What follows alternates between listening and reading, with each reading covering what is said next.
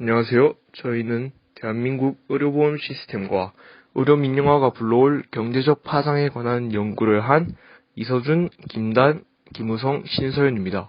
지금부터 발표를 시작하겠습니다. 안녕하세요.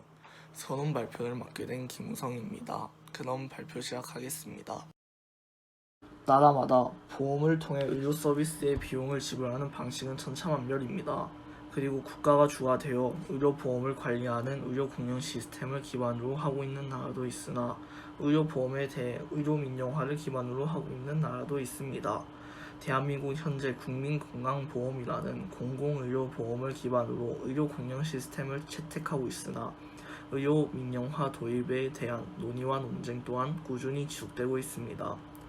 이에 저희는 현재 대한민국의 의료보험 시스템에 대해 알아보고 의료민영화 도입이 불러올 영향에 대해 분석하여 이 논제에 대해 평가를 하였습니다. 안녕하세요. 첫 번째 본론 소개를 맡은 이서준입니다. 본론 소개를 시작하겠습니다. 의료 민영화란 간단히 말해서 현재 법에 의해서 모두가 가입해야 하는 건강보험 시스템을 민간의 부분으로 이양하여 이윤 추구를 목적으로 하는 의료기관과 민간보험사 간의 자율계약을 통해 의료 서비스 비용을 결정하고 공급하는 방식이 일반화되어가는 과정을 의미합니다. 현재 우리나라의 의료보험 시스템은 그 효용성이 인정받고 있는 부분도 있으나 과도한 비용, 방만 경영 등에서 문제가 되고 있습니다. 이러한 문제 해결에 개혁안으로 의료민영화가 대안 중 하나로 제시되고 있습니다. 현재 우리나라의 국민건강보험에 대해 알아보자면 국민의 질병, 부상에 대한 예방, 진단, 치료, 재활과 사망 및 건강 증진에 대하여 보험급여를 실시함으로써 국민 건강을 향상시키고 사회보장을 증진하는 것을 목적으로 하는 사회보장제도입니다. 현재 국내에 거주하는 국민을 모두를 이 법의 적용 대상인 가입자로 규정하고 있습니다. 현재 우리나라의 진료비 지불제도에 대해서도 알아보겠습니다. 그 다음으로 진료비 지불제도란 진료의 대가로 의료 공급자에게 지급되는 보상 방식을 말하는 것으로 일반적으로 지불제도는 의료의 질, 의료비, 진료비, 심사 및 관리 방식에 결정적인 영향을 미치게 됩니다. 대체로 한 나라의 지불제도는 지불제도의 기본형 하나에 속하기보다는 그 나라의 실정에 맞게 변형된 것이나 혼합된 형태로 제공됩니다. 이렇게 밑에 다양한 진료비 지불제도가 있습니다. 현재 우리나라의 진료비 지불제도는 행위별 수가제를 주로 채택하고 있는데 행위별 수가제는 진료에 소요되는 약제 또는 재료비를 별도로 산정하고 의료인이 제공한 진료 행위 하나하나마다 항목별로 가격을 책정하여 진료비를 지급하도록 하는 제도입니다. 가장 보편적이고 시장 접근적인 방식으로서 대부분의 자본주의 경제체제를 가진 국가에서는 이 행위별 수가제를 많이 채택하고 있습니다. 또한 포괄수가제 또한 우리나라에서 채택하고 있는데요. 일부 채택되고 있는데 포괄수가제는 한 가지 치료행위가 기준이 아니고 환자가 어떤 질병의 진료를 위하여 입원했는가에 따라 질병군별로 미리 책정된 일정액의 진료비를 지급하는 제도입니다. 그러면 앞서 알아본 것을 토대로 현재 한국 의료보험의 문제점과 현재 한국 의료보험의 문제점에 대해 알아보겠습니다. 현재 우리나라의 의료 서비스 같은 경우에는 의료기관이 국가 의료보험을 거부할 수 없도록 법으로 강제해 놓았습니다.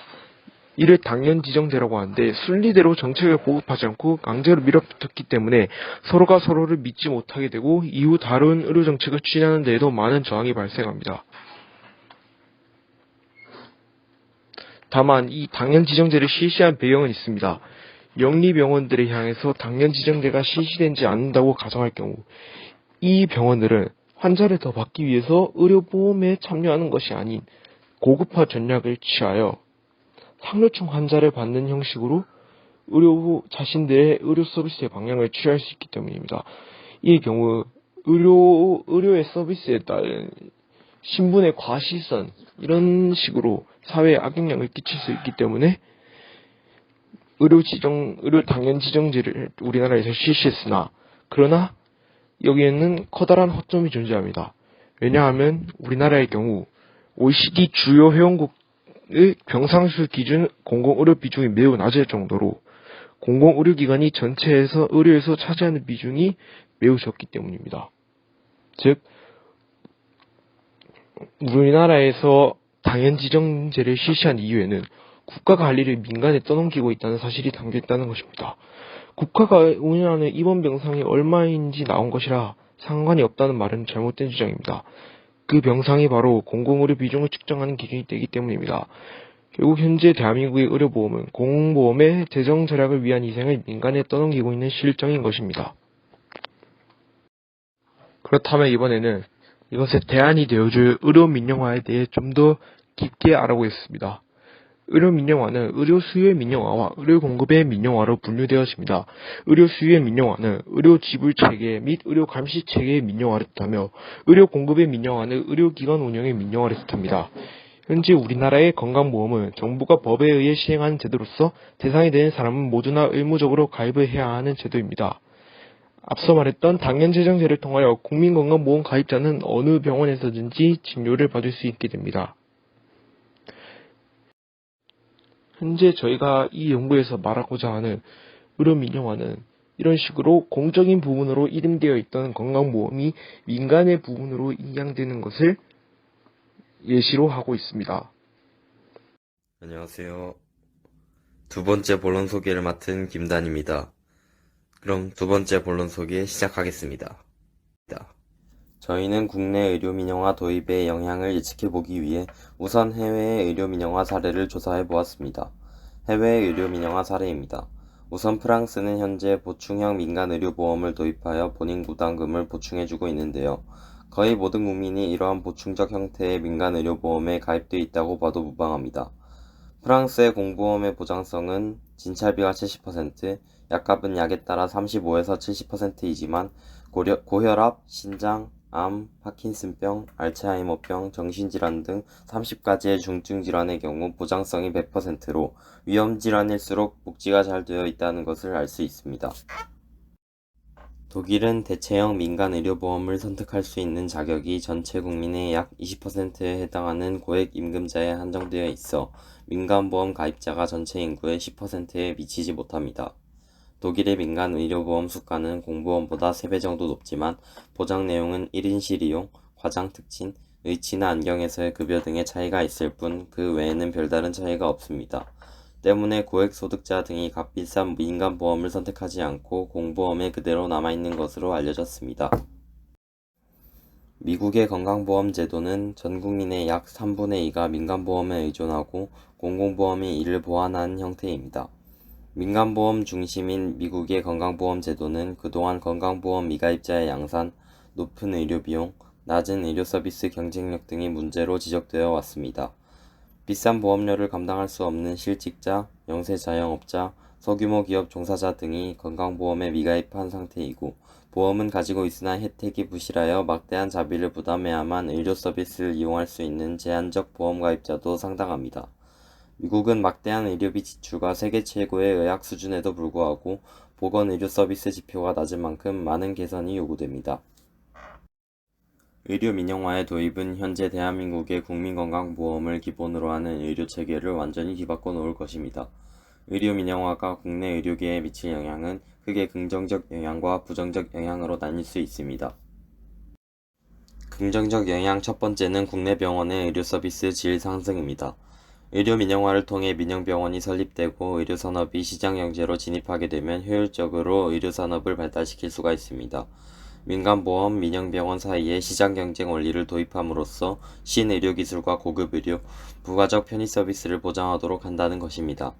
또 민간보험이 도입되면 의료행위의 정상화가 가능해짐으로써 공급자의 과잉직료가 자제되고 의료기관의 경영 개선도 기대할 수 있습니다. 두 번째는 국민건강보험공단의 비효율성 해소입니다. 현재 우리 국민들의 의료보험을 책임지고 있는 국민건강보험은 일종의 독과점 형태로서 시장 실패 현상을 보이고 있습니다. 권력의 집중으로 인해 경영의 부패 또한 상당한 수준입니다. 의료시장에 시장경쟁 원리를 도입함으로써 더 큰 효율성과 상호발전을 추구할 수 있을 것입니다. 반면 부정적 영향 첫 번째는 의료비 인상으로 인한 인플레이션입니다. 민간보험과 병원의 확대는 의료사업의 비용 가치와 사치성 의료 이용을 증가시켜서 국민 의료비의 상승을 초래하며 이는 결국 가계와 국가 재정 부담을 증가시키고 의료보장의 사각지대가 확대되어 국민 건강에 심각한 위협을 초래하게 될 것입니다. 두 번째는 의료비 상승으로 인한 의료 소외계층 발생입니다. 의료 민영화가 실행된다면 경제적 능력에 따라 의료 서비스의 이용이 양분될 것입니다. 각 보험의 특성상 젊고 건강하며 고소득인 계층은 민간보험회사에, 늙고 병들었으며 저소득인 계층은 공공보험에 의존하게 될 텐데, 이는 결과적으로 의료 서비스의 양극화를 가져오며 불평등을 더욱 심화시키게 될 것입니다. 안녕하세요. 결론 소개를 맡은 신서윤입니다. 결론 발표 시작하겠습니다. 현재 대한민국의 의료비 지불 시스템을 중심으로 국민건강보험 제도에 대해 검토해보고 현 제도의 대안으로 의료민 영아를 심층 분석하여 의료민 영아가 대한민국에 미칠 영향을 예측하기 위한 목적으로 시행되었습니다. 대한민국은 현재 국민건강보험이라는 공영보험을 의무가입하는 시스템 당연지정제를 채택하고 있습니다. 현재 시행되고 있는 당연지정제는 계층에 따른 의료 서비스의 차별을 막기에 용이하지만 보험가입의 강제화로 민영병원을 구속해서 의료 서비스의 질 향상을 저지한다는 문제가 있습니다. 이러한 현 제도에 대한 대안으로 저희는 의료민 영아를 조사해 보았습니다. 의료민 영아란 의료 서비스의 공급을 민간에서 운영하게 되는 것입니다. 의료민 영아의 해외 사례를 분석함으로써 저희는 의료민 영아가 불러올 영향을 예측해 보았습니다. 분석 결과 의료민 영아는 현재의 제도로 인해 과도하게 비대해진 국민건강보험과 국민건강보험공단이라는 조직에도 시장경제의 원리를 도입하여 타 민간의 보험들과의 경쟁을 통해 그 비효율성을 해소하고 의료 서비스에도 시장경제의 경쟁체제를 도입하여 의료 서비스의 질을 높이고 의료 산업의 발전을 기대할 수 있다는 장점이 있습니다. 그러나 의료민 영아로 인해 의료 산업의 영리 추구가 허용되는 만큼 전체적인 의료 상승의 현상이 일어날 수 있고 이러한 의료비 상승은 기초생활수급자, 저소득층 등 타 민간보험에 가입하지 못하고 국민건강보험에 의존하여 하는 계층들에게는 큰 피해가 될 수 있습니다. 의료민 영아가 도입하게 된다면 국민건강보험의 의무가입은 법적으로 폐지가 될 것이고 가입자 수가 떨어진 국민건강보험은 자연스럽게 운영자금 또한 축소되고 국민건강보험이 제공하는 의료 서비스의 질 또한 떨어질 것입니다. 즉, 소득의 문제로 보장의 질 높은 민간보험에 가입하지 못하고 국민건강보험에 의존해야 하는 계층들에 대해서 의료민 영아는 건강 불평등, 의료 이용의 불평등을 더욱 심화시키게 될 것입니다. 부족한 점은 의료민 영아에 대해 자세히 분석함으로써 이로 인해 발생할 영향을 예측해 보았지만 정작 한국 의료민 영아의 실현 가능성에 대해 언급이 없었습니다. 전문가에게 인터뷰를 통해서 이것의 실현 가능성을 탐구해 보았으면 더 좋았을 것입니다. 저희는 현 대한민국의 의료보험 제도와 그것의 대안으로 제시한 의료민 영아의 장단점과 특징을 비교 분석해 보았습니다. 여기서 끝이 아니라 이를 바탕으로 앞으로 대한민국 의료계가 나아가야 할 방향까지 제시해 보았다면 더 좋았을 것입니다.